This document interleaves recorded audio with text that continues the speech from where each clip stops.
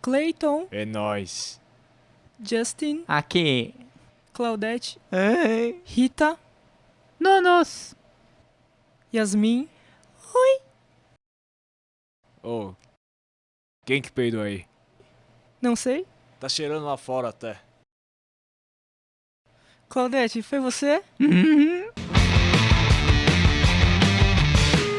60 Dias do Mundo das Séries, dia 57, Twin Peaks. E o tema do vídeo de hoje é comportamento do cristão na sociedade pós-moderna. Olha só que título enorme, mas vamos falar sobre como nós devemos manter a originalidade do evangelho em um mundo onde parece que todos fazem as mesmas coisas. Ficou curioso? Fica comigo até o final porque vai valer a pena. Eu quero começar lendo um texto bíblico com vocês que está lá na primeira carta de Paulo aos Coríntios, no capítulo 1, versículo 27. Confira comigo o que diz o texto. Mas Deus escolheu as coisas loucas do mundo para envergonhar os sábios, e escolheu as coisas fracas do mundo para envergonhar as fortes. Antes da gente entrar no tema do vídeo de hoje, muito rápido, já curte esse vídeo, já deixa um comentário, quer conversar comigo, né? Perguntar como é que estão as coisas, como é que está o clima aí na sua cidade, comenta. Já ouviu falar dessa série? Coloca aí nos comentários, eu quero saber se você já ouviu falar, se assistiu, comenta. Vamos encher de comentários esse vídeo aí, porque isso ajuda a gente demais a engajar o vídeo na plataforma, ok? Se você ainda não é inscrito, é o primeiro vídeo, está começando pelo final. Já temos 56 vídeos publicados anteriores a esse, na playlist dos 60 Dias do Mundo das Séries, e você pode assistir caso você queira, tudo bem? Bom, eu quero começar falando a respeito da complexidade que programas de TV, né, filmes, séries, têm para serem produzidos. É uma miríade de pessoas que se envolvem em cada projeto. Para você ter certeza de que isso é verdade, é só você ficar lendo todos os nomes que aparecem nos créditos do filme assim que ele se encerra, porque eu sei que você é como eu e fica esperando a cena pós-crédito até o último, até acender as luzes do cinema, né? Então tem muita gente envolvida em cada fase, em cada elemento da elaboração desses programas, né?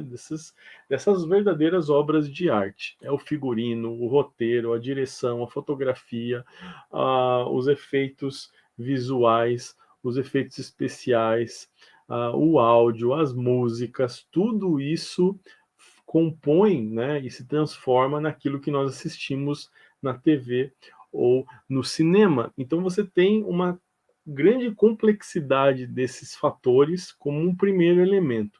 Um segundo elemento para ajudar a identificar esses programas e a oferecer eles uma característica, né, uma noção de pertencimento a determinado grupo, a determinado gênero do entretenimento, nós temos esses alguns elementos que são padrões, né? Se a série é uma série dramática, de suspense, você tem uma paleta de cores desse filme mais neutra, muita neblina, e todos esses elementos ajudam você a se familiarizar com aquele gênero. Então, se for uma série adolescente, muitas delas giram em torno, né, filmes e séries giram em torno do colégio, enfim, o humor você também identifica pelo roteiro, né, o que os discursos falam para nos fazer rir, enfim, cada série, cada filme, ele acaba se enquadrando em determinado gênero.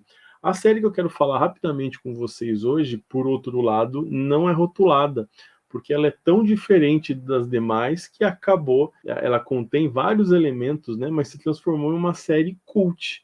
Hoje é uma série cultuada, no sentido de ser admirada, né, por fãs e pela crítica, que eu estou falando de Twin Peaks, uma série que começa tentando resolver um mistério do assassinato de uma jovem colegial, né, chamada Laura Palmer, e isso vai trazer um oficial do FBI até a fictícia cidade de Twin Peaks, no estado de Washington.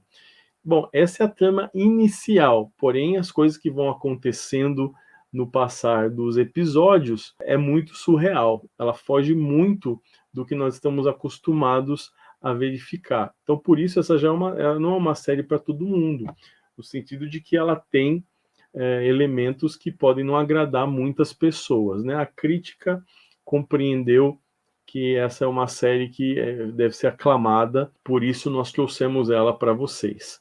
Ela originalmente foi transmitida entre 1990 e 1991, gerou uma comoção nos Estados Unidos, um frisson para tentar compreender e descobrir o mistério de quem matou Laura Palmer. Então, originalmente com 2 temporadas, em 2017 ela foi reativada, digamos assim, né? Quase 3 décadas depois. Então você tem a série sendo revisitada anos depois com muitos dos atores originais aí da série. Então, o fato de não revelar quem matou a colegial ao longo da primeira temporada trouxe toda uma audiência muito grande para essa série. Na medida em que na segunda temporada é explicado o mistério de quem matou a jovem, então os índices de audiência caíram drasticamente porque responderam à grande questão do seriado. Então, nós temos esses 2 elementos aqui, né? Uma nova série com muitos atores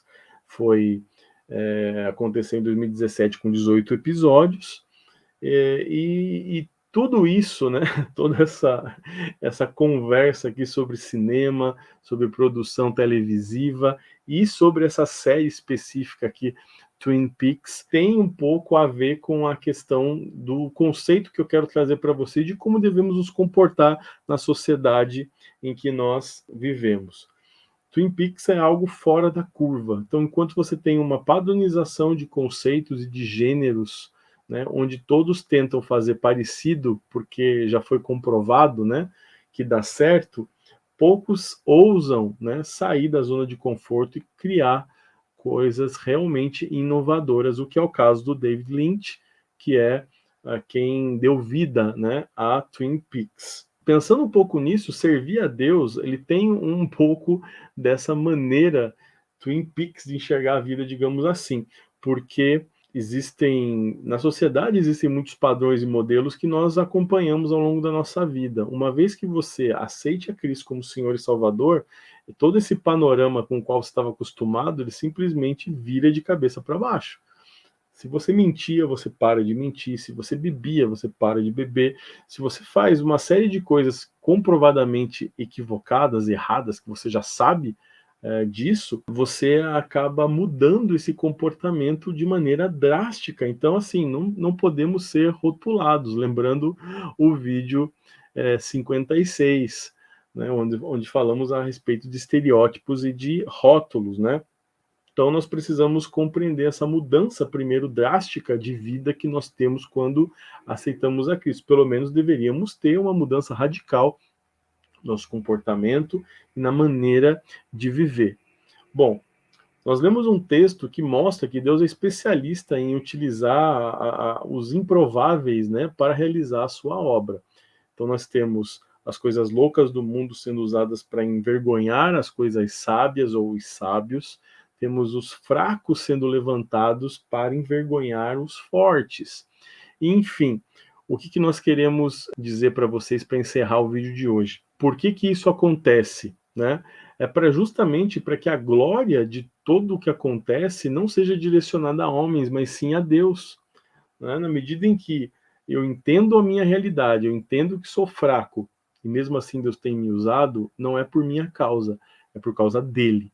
E se ele tem feito isso, eu preciso glorificar o nome dele por causa disso. É muito importante nós, em nenhum momento da nossa caminhada, acreditarmos que acontece alguma coisa por nossa causa, né? Ou que nós movemos alguma coisa no sobrenatural, não. Nós somos apenas instrumentos falhos que estão tentando melhorar a cada dia. Então, nós precisamos entender isso, que o nosso comportamento na sociedade em que vivemos, e a gente não deve pautar esse conhecimento e tudo isso na nossa própria capacidade ou no nosso mérito, aquilo que nós achamos que merecemos, né? Nós precisamos compreender que tudo o que acontece flui do trono de Deus, flui de Deus para a humanidade, para nós. Então, se eu entendo isso, eu não tenho como competir com outras pessoas, porque eu estou simplesmente realizando o propósito de Deus para a minha vida. E isso é algo maravilhoso.